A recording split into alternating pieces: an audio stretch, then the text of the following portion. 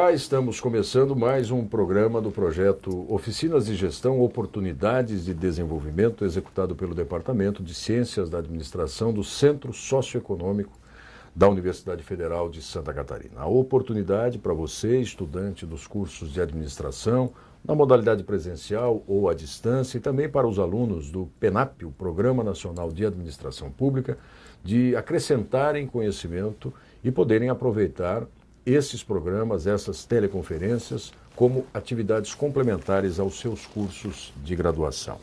O tema do programa de hoje é avaliação educacional, conceituação e desenvolvimento operacional. E o nosso convidado é o professor Santiago Castillo Arredondo. Professor, é um prazer recebê-lo aqui. Professor Santiago é catedrático da UNED, Faculdade de Educação, do Departamento de Ensino, Organização Escolar e Didática Especial. Foi professor na Universidade Nacional à Distância em assuntos relacionados com avaliação de aprendizagem dos alunos, professor catedrático na área de ensino e organização escolar e professor associado tutor também em Madrid, e orientou mais de 30 teses. Foi diretor do curso de formação de professores da Universidade de Especialização em Jovens e Adultos à Distância na Bolívia, diretor do curso de especialização em docência universitária, formação para o ensino superior, e desde 2007 é diretor do mestrado em educação e professor pesquisador em educação superior. Coordena também o mestrado em educação para professores do ensino secundário obrigatório, formação profissional em ensino de línguas, desenvolve pesquisas, investigações nas áreas de avaliação educacional, desempenho do professor, para as dificuldades de aprendizagem, ensino à distância, enfim, colabora com várias universidades latino-americanas e é professor honorário da Universidade Nacional de Leste, na Bolívia, da Universidade Católica de Santa Maria de Arequipa, no Peru, e da National Pedro Ruiz Galo, Universidade de Lambayeque, também no Peru. Membro da Academia Peruana de Educação e foi agraciado também com a medalha de mérito no grau de comendador, outorgada pelo Ministério do Desenvolvimento Humano, Secretaria Nacional de Educação da Bolívia. Portanto, um excepcional currículo, professor, e uma satisfação que tenha aceito o convite para conversar com os nossos alunos, conosco, sobre Cuando se mira un currículum es que hay mucha juventud acumulada y mucha actividad. No, bien, ¿no? Y bueno, para mí es un placer y una satisfacción el poder compartir estos minutos con los alumnos de vuestra entidad, como tantas veces lo he hecho con en otras ocasiones, tanto en Brasil como en otros países. Y para mí, digamos que el agradecimiento tiene que ser mío por esta invitación. Muita bondade sua, professor. O tema é avaliação educacional, conceituação, desenvolvimento operacional. Eu gostaria de começar perguntando, professor Santiago, considerando o contexto do ensino superior profissional, como é que se pode definir ou como se entende esse termo ou este conceito avaliação? Do que se trata? Mira, el concepto avaliación es un concepto que hoy día tiene un desarrollo exponencial. O sea, yo diría en algunos casos exagerado. El concepto de evaluación no nació en la educación, como mucha gente cree. En educación, tanto aquí como allá, en todo el siglo XX, casi todo el siglo XX, final parte, pues evaluación era sinónimo de calificación, de medida, de clasificación, etc. Y el concepto de evaluación, por ejemplo, en España, se introdujo en el año 1970 en la Ley General de Educación de esa fecha. Es la primera vez que aparece la palabra evaluación. Antes había exámenes, pruebas, etcétera, ¿no? ¿De dónde viene la evaluación? Como tantos otros conceptos que hay ahora en la educación, por ejemplo, el término competencias, nos viene en este caso de la industria. Allá por los años 20, del siglo XX, valga la redundancia, la industria ve que el control de calidad de sus productos, para poderlo garantizar, requiere de una evaluación previa.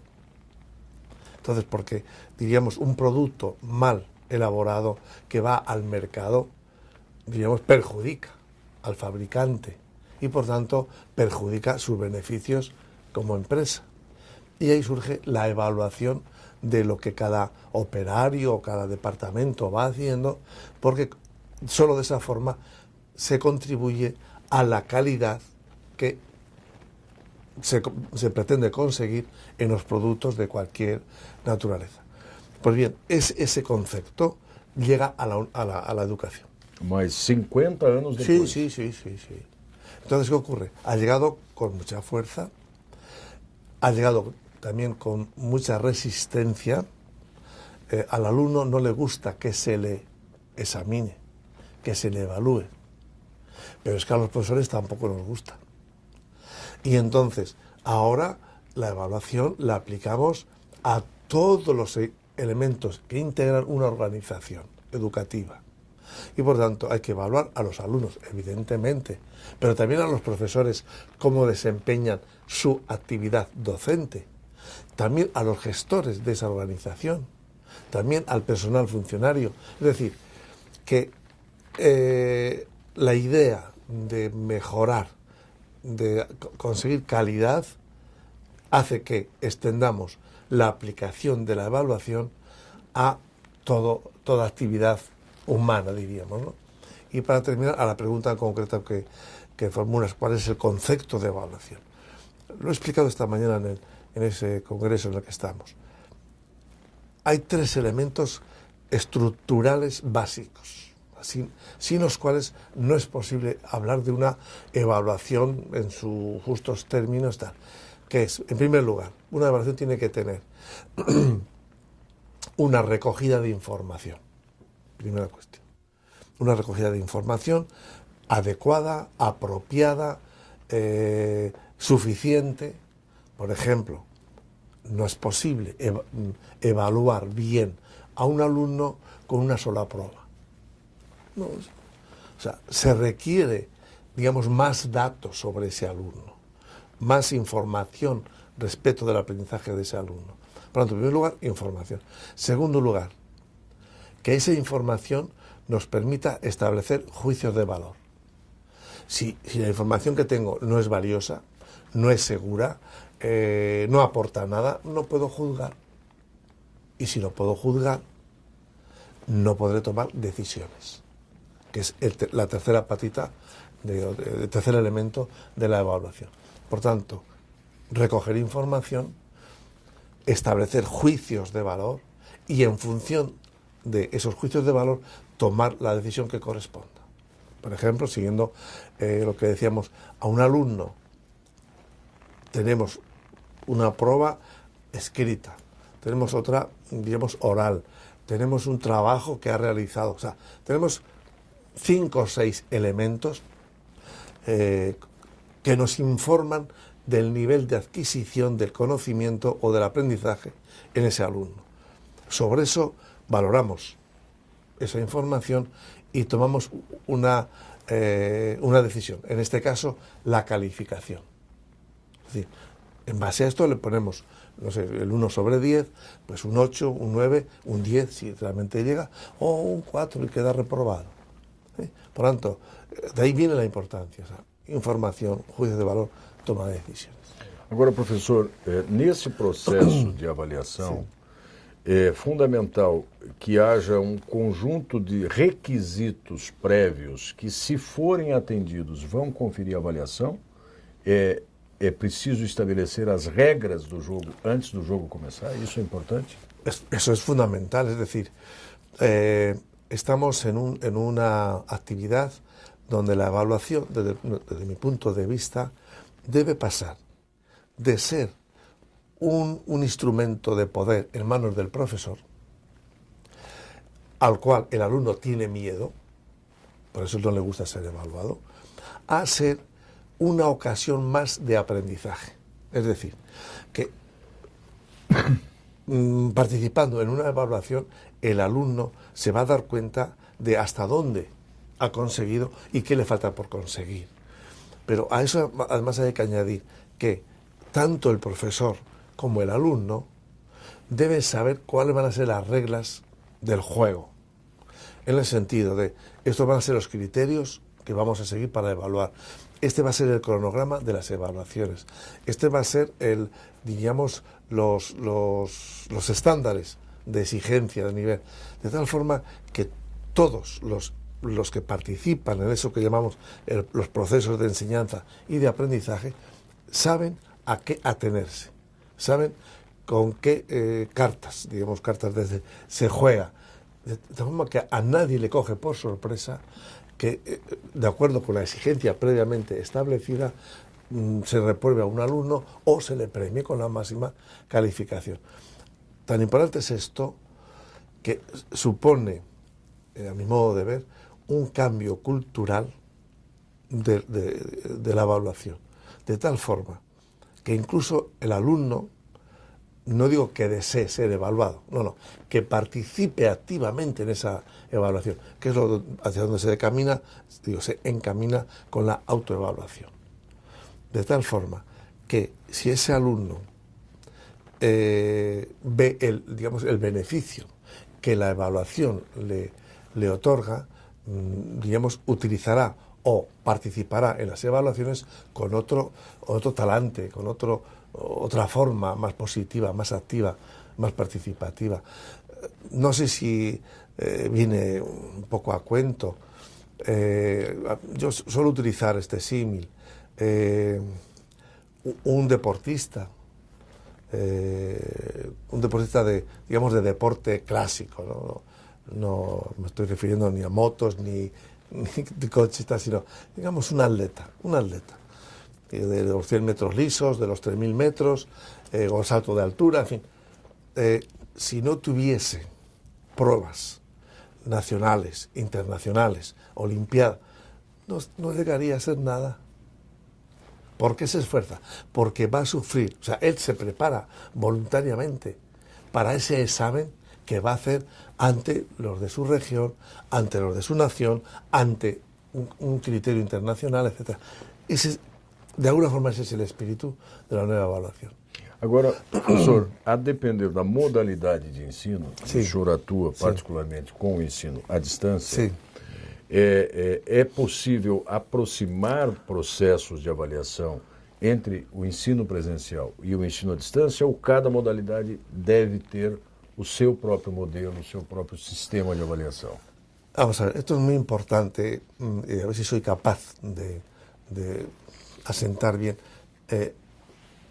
En principio, no debe haber ninguna diferencia por razón de si el estudio y la enseñanza es en la modalidad a distancia o es en la modalidad presencial. No debe haber. Porque, por ejemplo, en la universidad a la que pertenezco, la UNED, es una universidad pública, es una universidad, diríamos, que es en sentido pleno. Allí se estudia una carrera de Derecho, o de Psicología, o de Economía, al igual que puede ser aquí en la Universidad de Santa Catarina. O sea, el español tiene la oportunidad de matricularse en una universidad presencial o en la UNED, en una universidad a distancia, para conseguir el mismo título.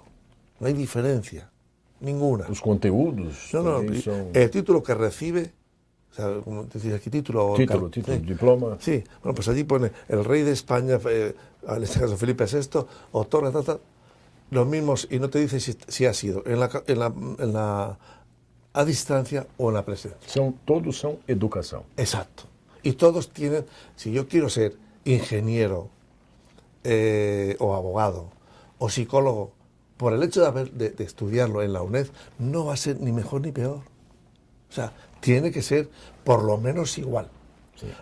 Y si es mejor, y es lo que voy a querer matizar, es por razón de la evaluación que va a sufrir. Podríamos, digamos, sintetizar que un estudiante a distancia tiene que estudiar más para conseguir lo mismo. Es decir, la evaluación es más exigente en el estudiante a distancia que en el presencial. Y lo digo no solo por estudios, sino por propia experiencia. Yo estudié mi carrera en la Universidad Complutense, que es la principal en Madrid y de España.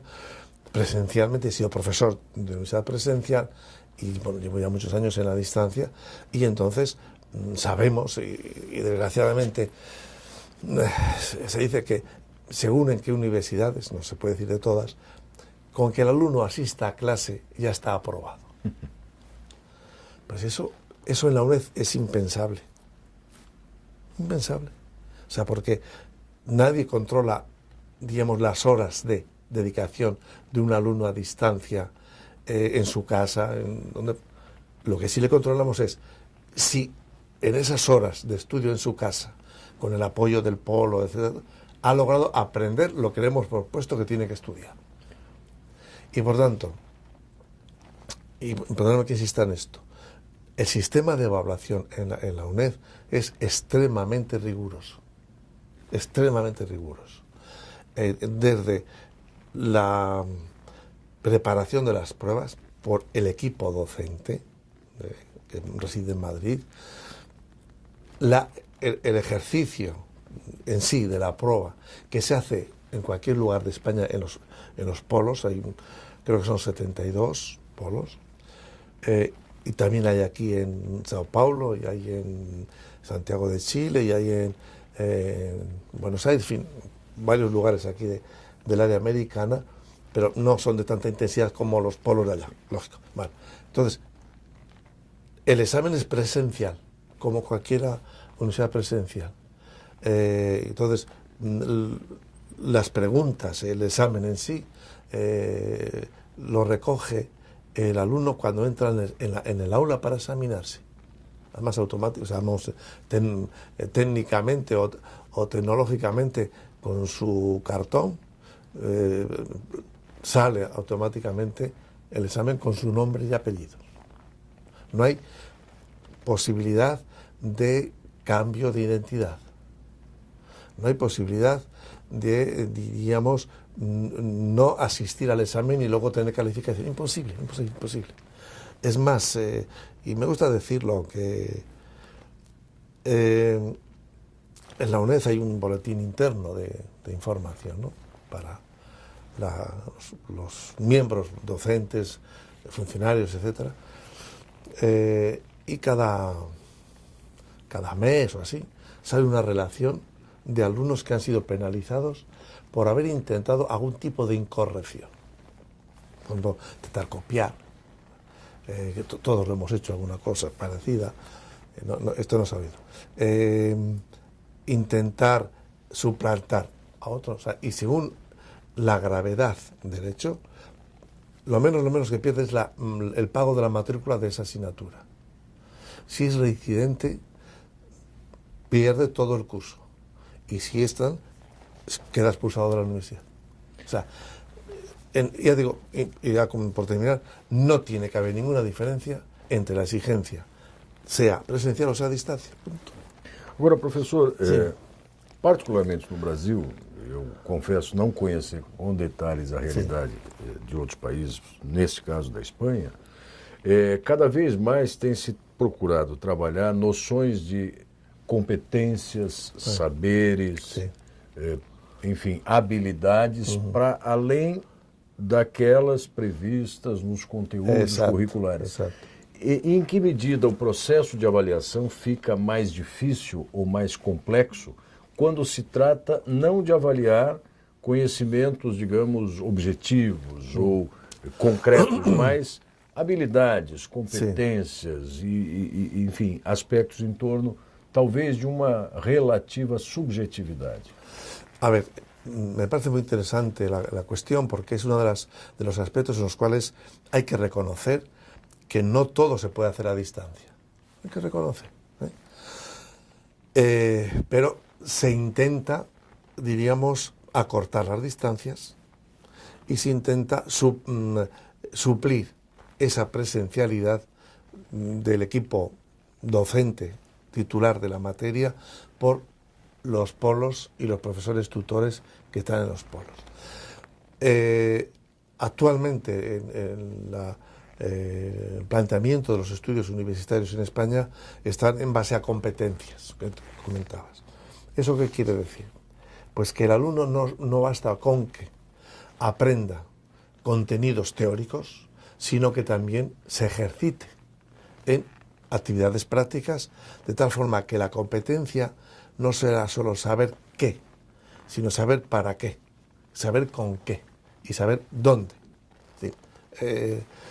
Y esto lleva a que la evaluación, por ejemplo, no solo es la terminal al acabar un semestre, sino que hay lo que se llama las PEC, que son pruebas de evaluación continua, que se van haciendo a lo largo de ese semestre.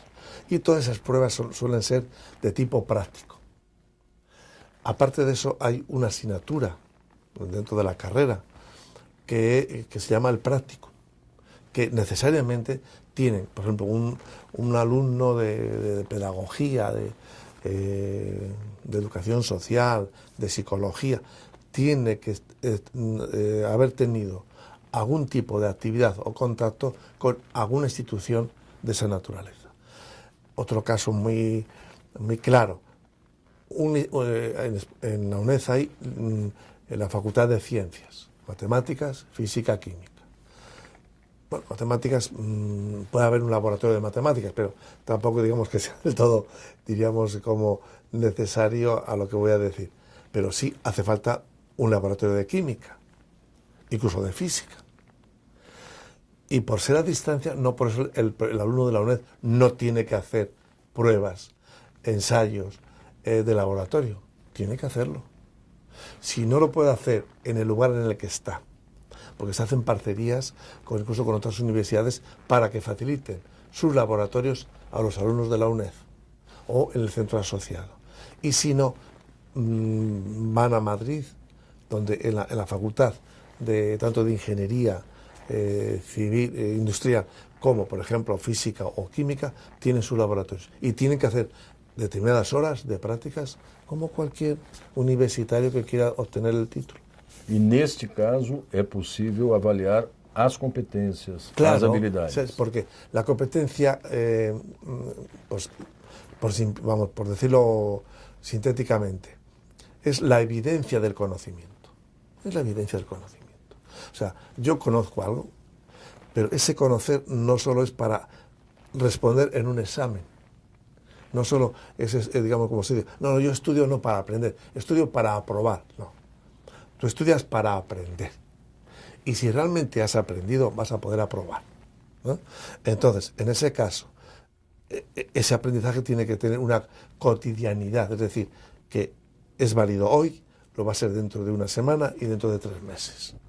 Pero es que no solo vas a saber lo que es la parte teórica, sino también la parte práctica, en cuanto que tienes que ser capaz de ejecutar realmente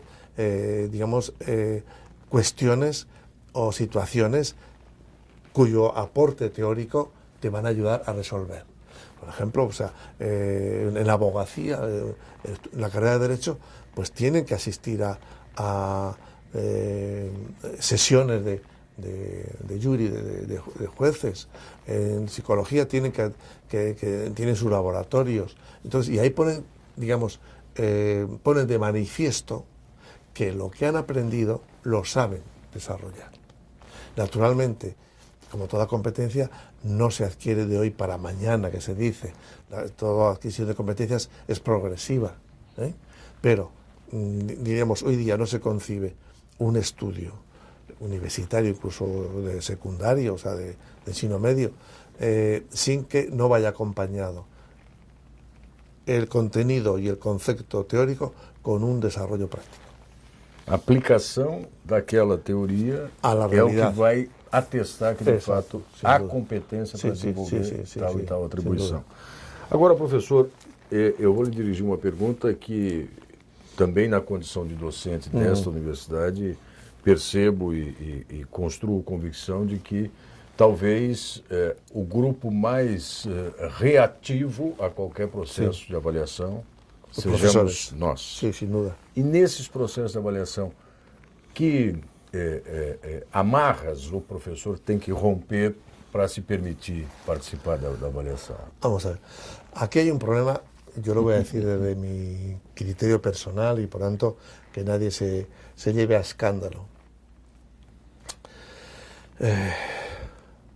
La evaluación para cualquier profesional empieza por uno mismo, es decir, por su autoevaluación. La evaluación es algo inherente a nuestra capacidad intelectual humana, porque la evaluación es una reflexión sobre nuestro proceder, nuestro comportamiento personal y en este caso profesional.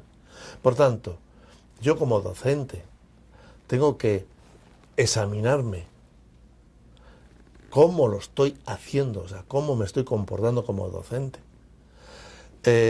Y ya ahí mismo yo puedo mejorar, corregir, lo que sea, ¿no? Ahora bien, vivimos en sociedad. Y entonces la sociedad también requiere, exige, puesto que te paga, que seamos buenos profesionales. Y por tanto, tenemos que estar sujetos a que esa sociedad, mediante organismos, agencias, como queramos llamar, examine nuestro comportamiento, docente en este caso. Y ahí es donde está esa resistencia. ¿Dónde viene mayormente esa resistencia? Pues por el concepto de funcionarios que tenemos. Yo lo digo así. Soy funcionario. No ocurre tanto esto en una universidad privada, donde son empleados que dependen de su bien hacer, el hacer bien las cosas, el continuar con el trabajo. Aquí, conseguimos nuestra plaza, decimos nosotros, nuestra cadeira, ¿no? ¿Cómo se diría? Y entonces ya, pues, a mí nadie me puede... O sea, yo creo que esta es la base de la resistencia. Porque, objetivamente hablando, un profesor universitario, funcionario, es de suma calidad. Ha superado varias pruebas hasta llegar ahí. Esto hay que reconocerlo. Cosas que a veces en una universidad privada no tienen que pasar pruebas. Simplemente un contrato y, por lo tanto, objetivamente somos mejores. Pero el que hayamos sido mejores no quiere decir que lo sigamos siendo después. Y por tanto, para evitar que nos olvidemos de que tenemos que ser mejores, tiene que haber ese control, ese seguimiento, llamémoslo como queramos, en el cual tienen que, de alguna forma, externamente, evaluar lo que hacemos. Pero insisto, primero tiene que ser una cosa interna, personal, individual, que es la autoevaluación. Eu estou aqui conversando com o professor Santiago Castilho Arredondo, que é da UNED, Universidade Espanhola, e está conversando conosco sobre avaliação educacional, conceituação e desenvolvimento operacional. O senhor falava há pouco, professor, que, em regra, os alunos de cursos à distância estudam ou precisam estudar mais, dedicar-se mais do que os alunos dos cursos presenciais, sobretudo porque eles orientam a disciplina do seu estudo. Claro.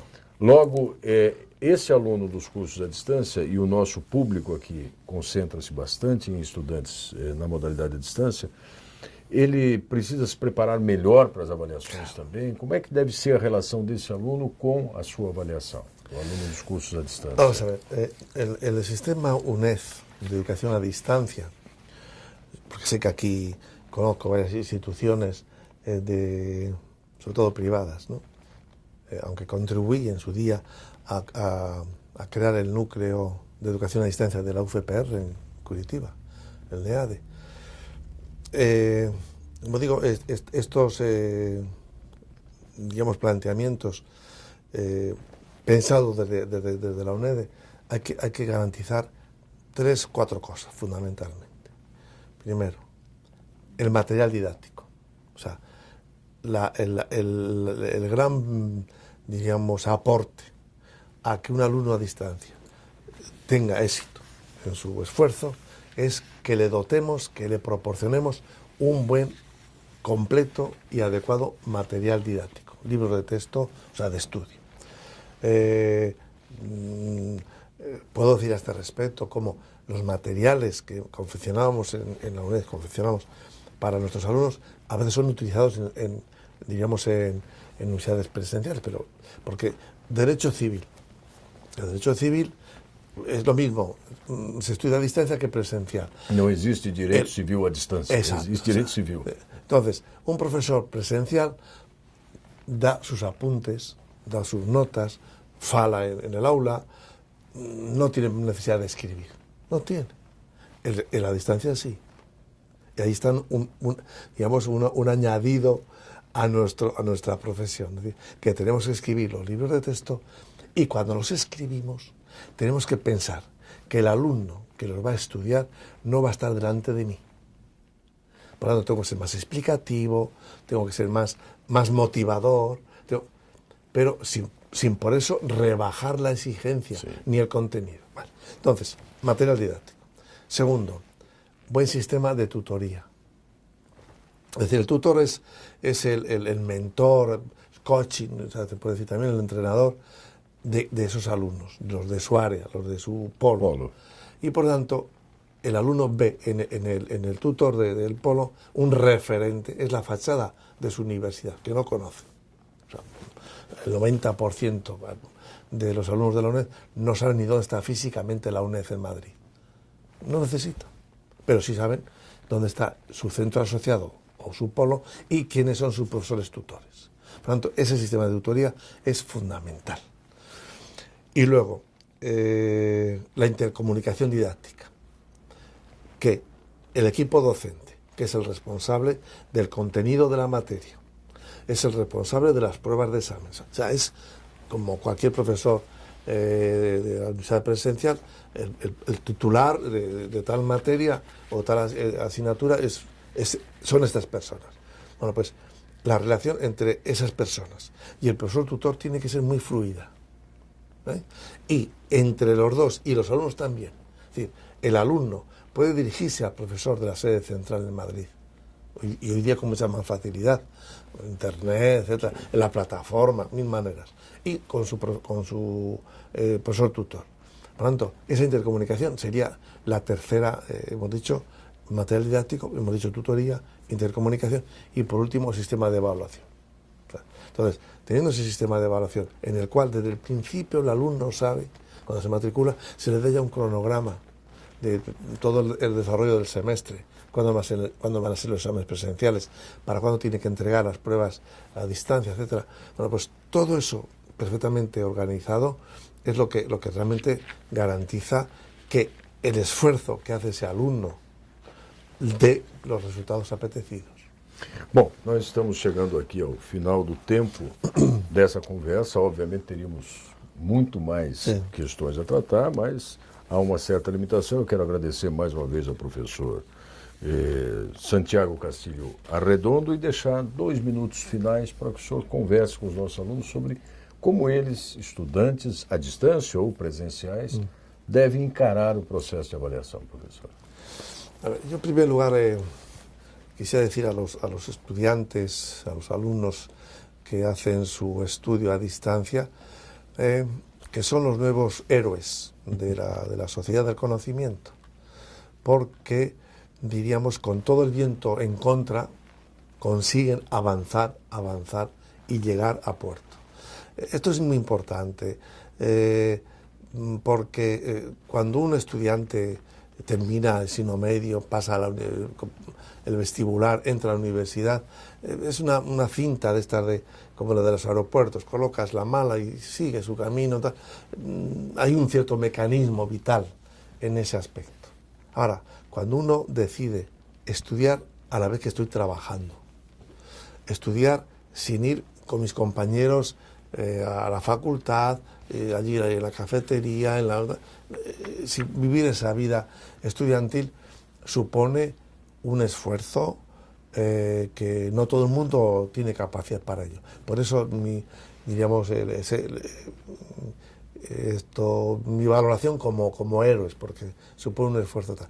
Pero con una seguridad en que ese esfuerzo no es baldío. Cuando yo he dicho que tiene que estudiar el doble, no es porque sean de menos capacidad que los otros para aprender, no. Me refiero a que inicialmente o aparentemente tienen menos apoyos.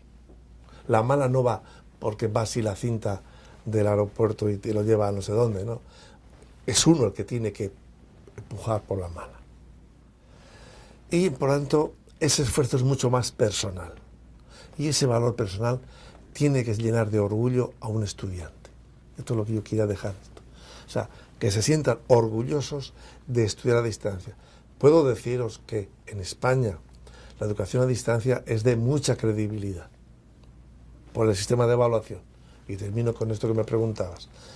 Es decir, si la sociedad percibe que esa entidad a distancia es cualquier cosa, facilita los exámenes y el aprobado, está perdida. O sea, la UNED va a cumplir 40 años, no, sí, 42, y cada vez tiene más alumnos. Y la idea en España de un estudiante de la UNED es como de un estudiante de más calidad. Hubo un estudio, hace años ya se hicieron, en el cual de unas oposiciones, no sé cómo se dice aquí, oposición, de un examen de competencia para, concretamente era de Derecho, el ámbito de la judicatura y puestos de la administración del Estado, etc. De los 10 primeros, 8 eran de la UNED, alumnos de la UNED, por una razón muy sencilla, porque el texto que decíamos antes de derecho civil, o del derecho procesal, o del derecho administrativo, lo tienen que estudiar sí o sí, todo. En la presencial, por lo menos allí se dice, solo va a examen lo que se explica en clase. No, aquí se explica todo, lo tienes todo el primer día en un libro, en un texto, unos temas, tal. Entonces, como lo han estudiado en la carrera, cuando terminan la carrera, tienen el título y se presentan a un examen de esa naturaleza, ya tienen mucho camino avanzado. O sea, por lo tanto, no es que sea un mérito excepcional, no, es fruto del esfuerzo previo que han hecho antes para tener el título. Por lo tanto, de verdad, mucho ánimo, sois los héroes y sentiros orgullosos de vosotros mismos, de verdad. Professor Santiago, muito obrigado, muitas gracias. Sim, graças. Pela Obrigado. sua companhia, pelos temas que trouxe a nós. Obrigado a vocês que nos acompanharam e observem na agenda do ambiente deste programa Oficinas de Gestão qual vai ser o nosso próximo encontro. Obrigado e até a próxima.